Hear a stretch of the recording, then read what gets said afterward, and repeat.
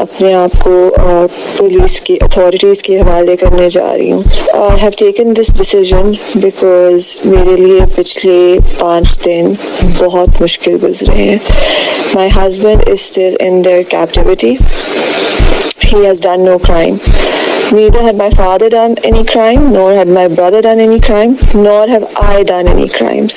I did not abscond or run away from the law because I am scared or that I am guilty. I am neither scared nor am I guilty. But the enormity of the false charges that they are trying to pin on me is something which is very alarming. I am a dual citizen. I want recourse to law.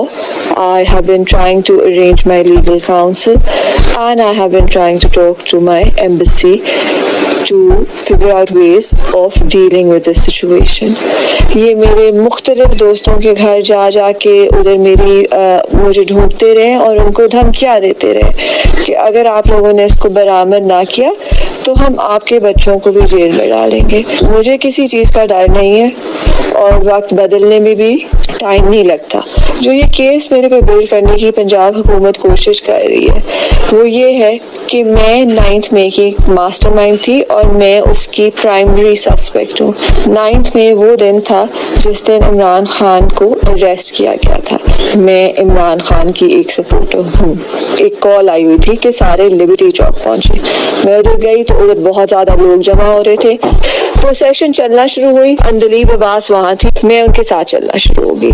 चलते चलते इन्होंने कहा कि हम लोग जाके protest करेंगे को कमांडर हाउस के बाहर.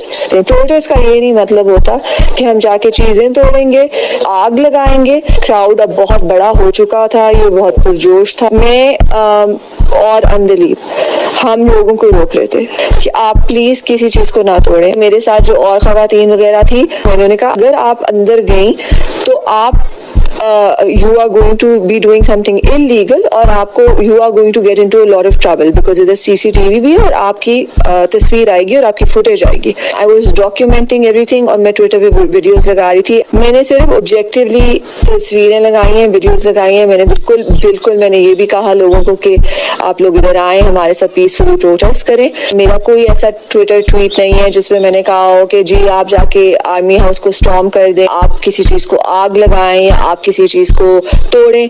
इन्होंने मेरे ऊपर चार्ज लगाया कि मैं ये एग्जीक्यूट कर रही थी, मैं इसकी मास्टरमाइंड थी. मैंने किसी को इंसाइट नहीं किया. मैं पाकिस्तान आर्मी का एक हिस्सा हूँ. इस बात का बहुत दुख हो रहा था.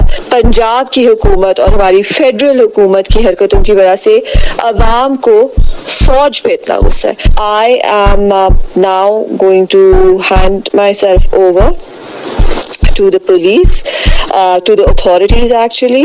I hope the Pakistan Army, if I have caused any any disrespect to the institution, in their opinion, I will still apologize for it because I'm a part of the Pakistan Army. I have a lot of love for the institution.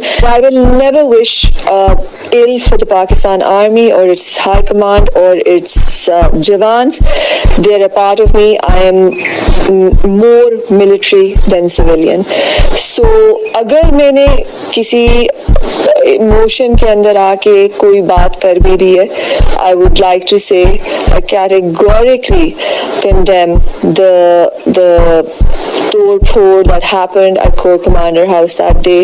I categorically condemn जो उधर उन्होंने लोगों ने barged into the Corps Commander House, चीजें वहां से उठाई गई, चीजें जलाई गई. ये इसको मैं कभी भी इंडोर्स नहीं करती. अगर मैंने कोई ट्वीट भी किए आर्मी हाई कमांड के बारे में गुस्सा में आके या in a wave of emotion, I deleted them, but I would still say I apologize. It's not my place to tell them how to do what they have to do.